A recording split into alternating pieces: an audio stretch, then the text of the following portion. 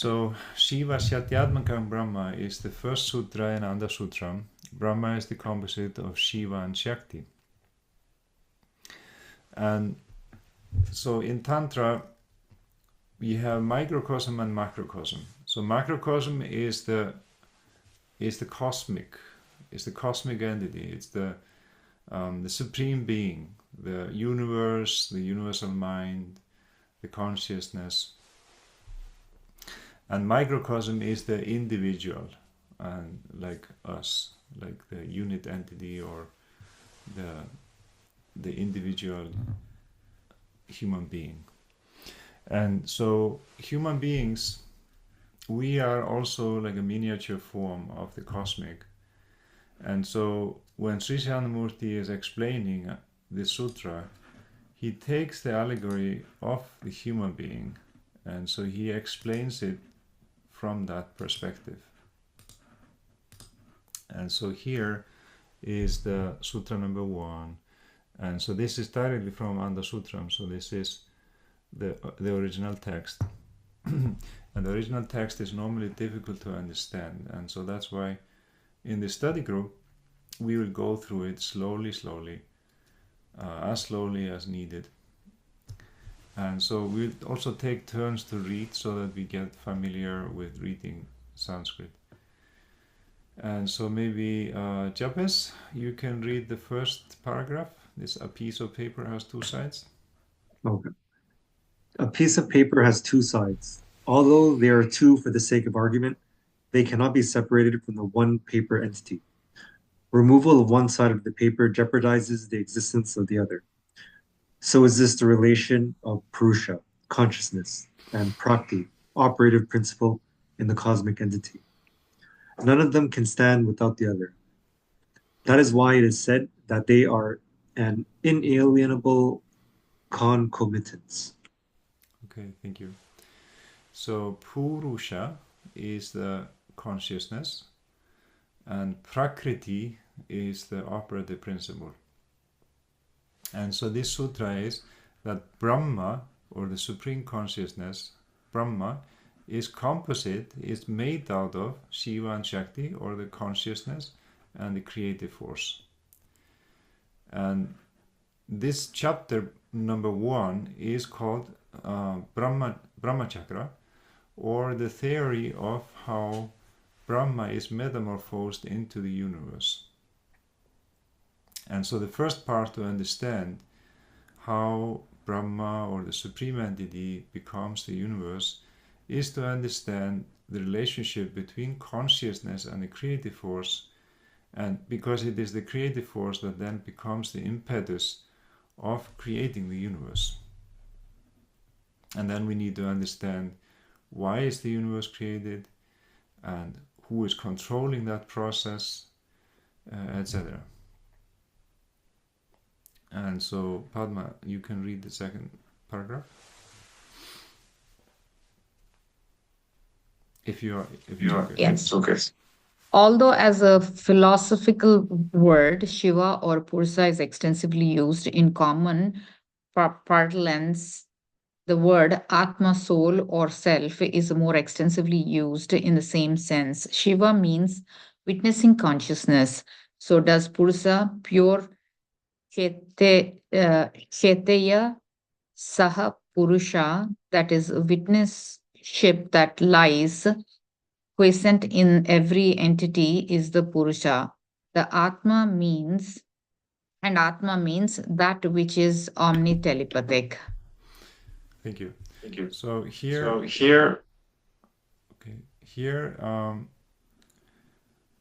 are the definitions of Shiva and the Purusha and Atma. And so Atma is actually the individual consciousness, the consciousness that witnesses every entity. And so Shiva is witnessing consciousness, Purusha is also witnessing consciousness, and Atma is also witnessing consciousness, but Baba says here that which is omnitelepathic. And then he goes into explaining what does that mean.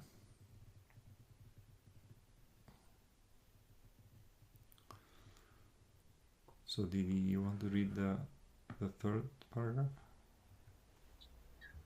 Okay. Or you can maybe... The Yep. Okay, thank you. The physical sense of the body is telepathized on the mental plate. In other words, the physical sense is awakened in the mental plate due to the reflection that follows the impact of the crude physical waves on the mental plate. Similarly, the sense of every crude object is awakened in the mental plate as soon as the reflection takes place following the impact of the waves of the object on the mental plates. Identical mental waves hit the soul entity, causing reflection of those mental waves. And this awakens in the unit sense of its indivisibility from the soul. If, in the language of philosophy, mental waves, that is thought, be called thought waves, then the reflection of the mental waves on the soul plate will have to be termed telepathic waves. And so, in reference to the soul plate, we may say that it is telepathic to the mind.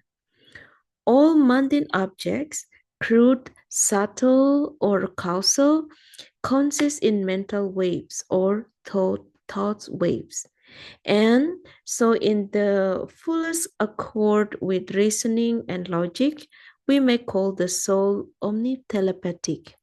It is because of this omnitelepathic Atman that the existences of all mundane objects, visible and or invisible, large or small, find their factual substantiation and recognition.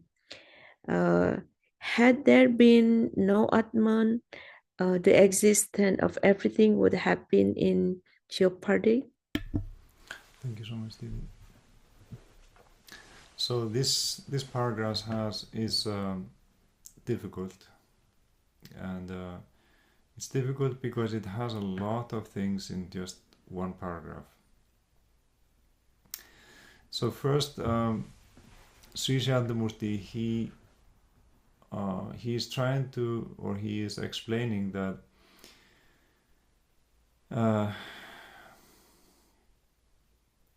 so he is explaining Purusha from the point of the human existence. And so in our human existence, we are witnessing different things, and then those things are again witnessed by the Atman. And so like, let's say we are like myself, okay, I'm seeing things with my eyes, I'm feeling things with the touch, those are the motor and sensory organs. And so these organs are called indriyas. And so the indriyas, they take information from the outside. And so the mind is witnessing the exterior. So the exterior is being reflected on the mind. And so the mind is witnessing the exterior.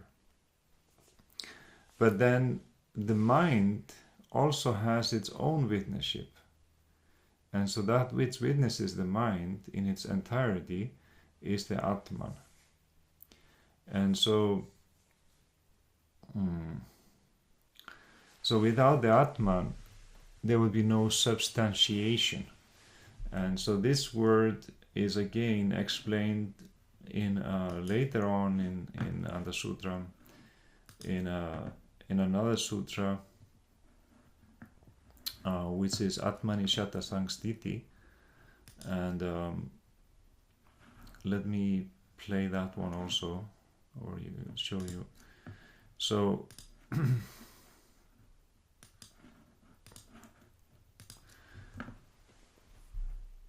so here, this Atmanishata Sangstiti, everything is eventually substantiated in the Atman. And so it means that without without your doership, without your ego, you cannot do anything, and without your existence, you don't even exist. But there is something which is also witnessing your existence, and so that entity which is witnessing your existence, without that entity, without the witnesship of your existence, you would not be substantiated. It's a little bit difficult to understand, but the logic here is that there is something subtler, and without that subtler entity, the cruder entity would not be able to exist. And so it's a little bit similar, like explaining that without the mind controlling the body would not function. And but the mind also needs something containing the mind. So it's like you take this planet Earth. Without the universe, this Earth would not exist. So the universe is bigger than the Earth, and without the universe, this Earth would not be substantiated. It would not have its existence. And so that which is larger contains that which is smaller, and without that larger container, the smaller container would not exist. And so it's a kind of a reverse logic that if there is an atom, so this finger, the finger is composed of atoms, and so you go bigger and bigger and bigger and bigger until you come to the universe, and then the universe is still contained in something. And so what is the universe contained in? It's contained in the pure consciousness. And so the pure consciousness is beyond everything and is containing everything. And so it's kind of a reverse logic to explain the existence of the consciousness. So we can understand that consciousness exists. We have to understand it philosophically. Okay, Krishna has a question. Dada, yeah. So this new verb, telepathize, what does it mean, Dada? Omnitelepathized? Yeah. What is the verb, right? So what is telepathize in other words? Okay, thank you. Yeah, that's a good question. So he uses omnitelepathized. And so you know what is telepathy. So telepathy is where, like, let's say I can understand what someone else is thinking without, I mean, I don't see it on a TV or something. I just, when someone else is thinking something, it's being reflected on my mind, and I understand what that person is thinking. And so similarly, the physical world is directly reflected on our sensory organ and then projected on the mind, and so that's a normal process. But the Atman, it doesn't have any physical or like literal. It telepathy means it's I don't know why Baba uses exactly that word. Can you use it's another? Like it's reflected. It's reflected. on the supreme consciousness. And so whatever we are seeing, whatever we are experiencing, the consciousness is witnessing that. And it's omni-telepathic because it's witnessing everything in the whole universe. And So we know from the external world, to get to the mind, you need inferences. Yeah. But the inferences stop at the physical world. Yeah. So between the mental world so and mental work and the consciousness, Baba uses the word telepathy. telepathic, yeah. So what kind of philosophy is this, Dada? Is that any philosophy? What type of philosophy it is? Philosophy. It's metaphysics. Metaphysics. Okay. explaining how the world is created and what is even beyond this world. Okay. Yeah, the metaphysics.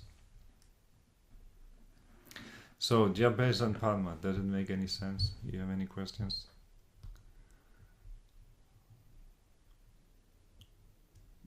No questions. It almost reminds me of certain topics I've explored on the surface with quantum physics, Okay.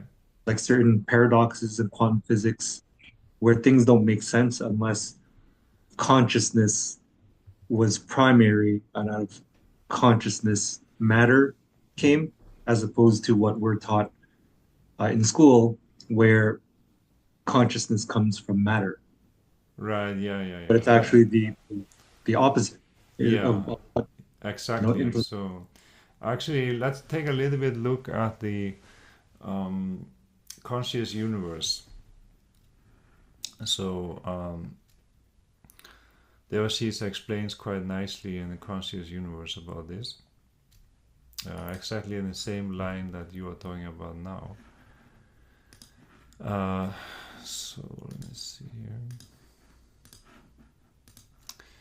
So here, I'm just gonna summarize it. You can read the book or you can buy it. It's available on Amazon on Kindle. I'll take some quotes here. So here, as Anandamurti highlights in his short commentary, consciousness is the ultimate substantiation of existence. The existence of the material universe is perceived in the mind, but without consciousness, the witnessing entity whose thought waves would remain unsubstantiated. We are aware of our thoughts, be the perceptions of physicality or abstract rumination, and we are aware of them because we have within us the faculty of consciousness, the power of cognition, which is distinct from our thoughts and which provides the screen, so to speak, on which they appear. And so,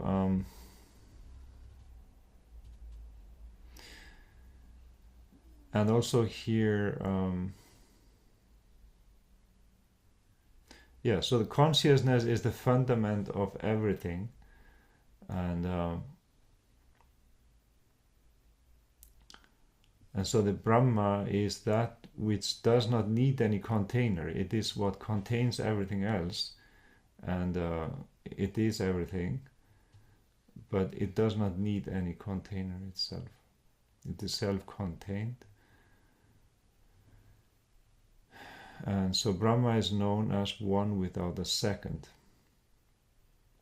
But it is composed of two principles, consciousness and creative factor. So it has the inherent power of manifestation. Inherent power of manifestation is the Shakti, and consciousness is Shiva.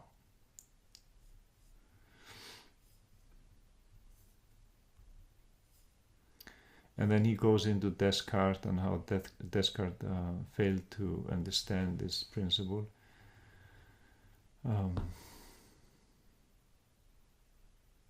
Okay, so I encourage you to buy this book, The Conscious Universe. It's quite nice.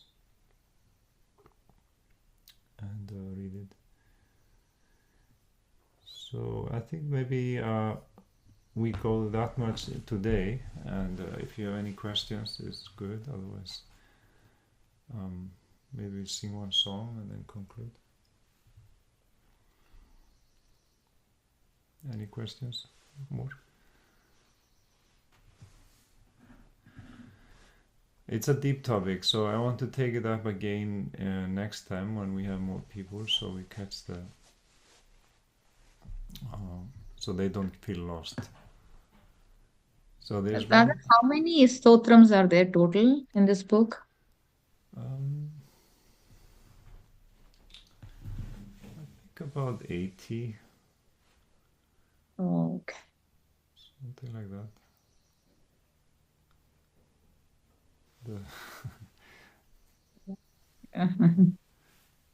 I mean, 5 chapters. Yeah, 5 Yeah. chapters and Yeah, I different mean, we are not gonna do 80 weeks of study group. 1.5 year of study group. We could, I mean, we could even take 2 years of study group, but no, I think some of them are kind of very detailed, so I'll just summarize them. And some of them are very fundamental, like this one. Oh, sorry. Last time you started in, I think, October 2021. Okay. Last time, and we kept on October, November, December. Know when we actually finished, but we did take a long time. But I had missed the first. I remember Ananda Sutram. I missed the first few. After Okay. that, it took me a long time to actually like be with everybody else. I wasn't understanding what you people were talking because I missed this part, like the first part. Yeah, that's why I don't want to go too deep today. I don't want to overwhelm them next time because they missed this one. So okay, let's sing one song.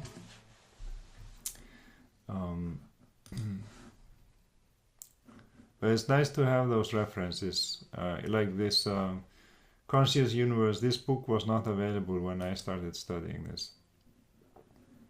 It's a very nice reference.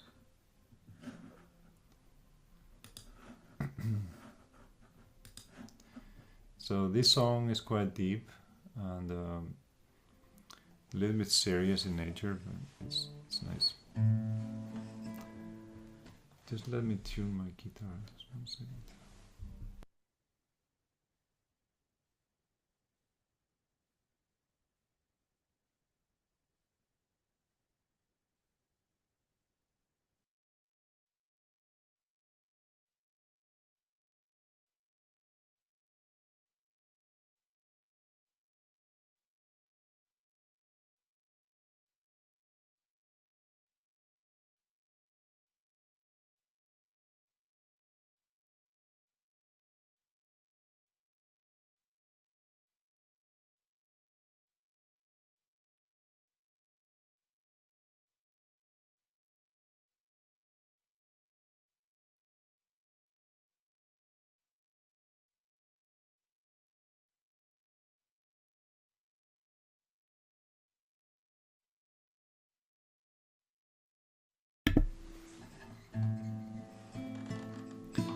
Jivoni moroni tomaki. Let me read the meaning first. I know only you in life and death, in light and darkness, I recognize only you. O formless, beloved one, you appeared in the ocean of forms. O one beyond thought, embodiment of consciousness, you love me. I am a bubble, you are the ocean. I recognize and follow you only.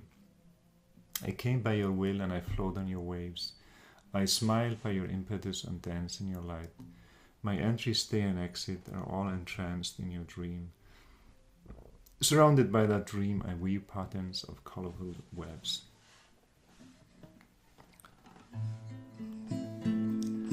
Jivoni moroni tomaki yami jani. Jivoni moroni tomaki yami jani.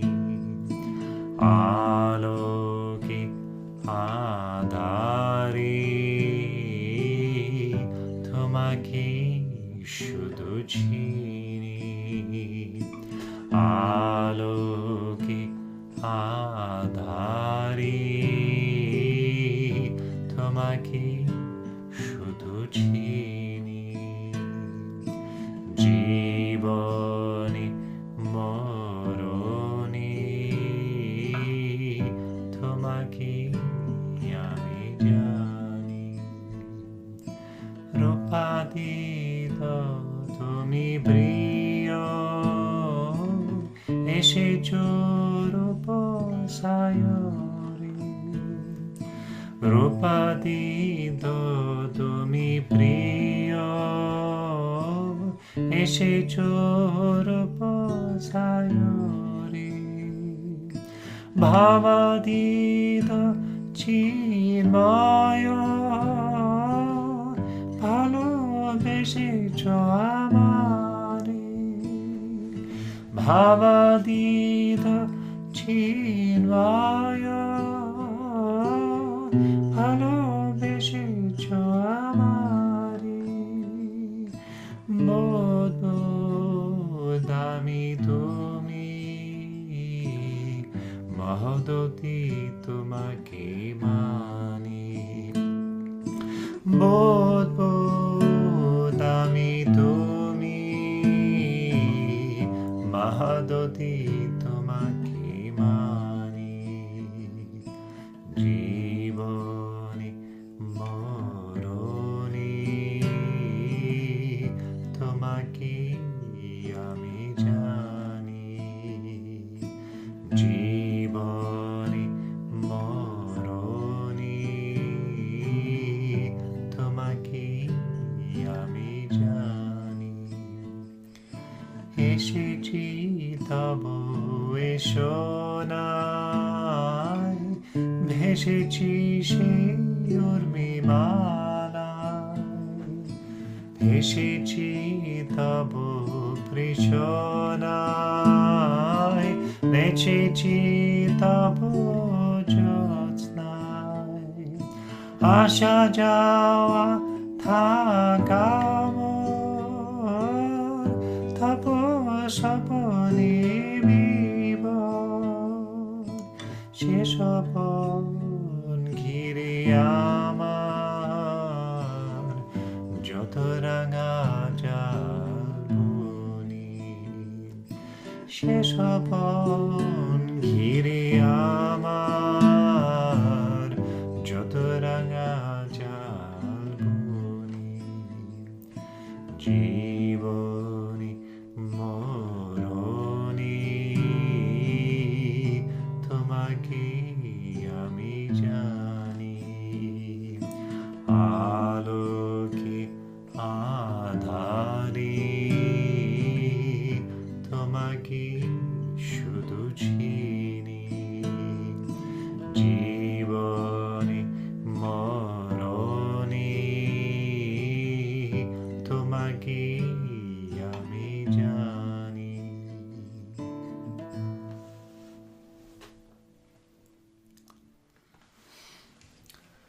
So I chose this song because it's talking about that the ocean of forms, or Rupa Sayori. So this ocean of form is the universe. And then the consciousness is beyond thought. So in other words, we have to be able to discern between our thought and our consciousness. And so like Devashish was saying that Descartes, he said, I think so I am. But this philosophy is deeper than that because we say no. The I of I am is deeper than thought. It's a consciousness. And so it's a witnesship. And so we have to not identify with our mind, but we have to go towards the consciousness. And so that's the meditation. And so that's something that needs meditation because it's otherwise very hard for us to even understand it by our mind. So we can understand it by our mind, but we cannot experience it unless we do meditation. And so that's why, I chose this topic, metaphysics and meditation, because once we understand the difference between our mind and consciousness, we also become conscious of our mind, and then it becomes a lot easier to meditate because you're not stuck in your mind anymore, but rather you're going towards the consciousness. And so I hope this topic will be useful. And today was just a short introduction. I hope you enjoyed it.